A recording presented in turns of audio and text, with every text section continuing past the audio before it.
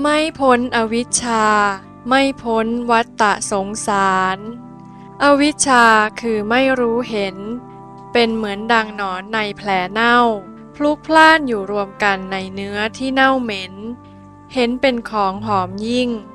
เกลือกกลั้วอยู่ด้วยตัณหาอุปาทานตามยึดถือจึงกลายเป็นหนอน3 ตัวคืออะตันอุชมชอบวกวนอยู่ในอารมณ์5เรียกว่าเดินตามรอยตัณหาอวิชชาพาหลงวกวนเป็นสังขารทุกคนที่เกิดมา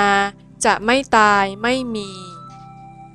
จึงควรเร่งภาคเพียรตัดสังขารให้ขาดเข้าสู่ความสงบเย็นซึ่งเป็นการหมดทุกข์ไม่ตายเกิดอีก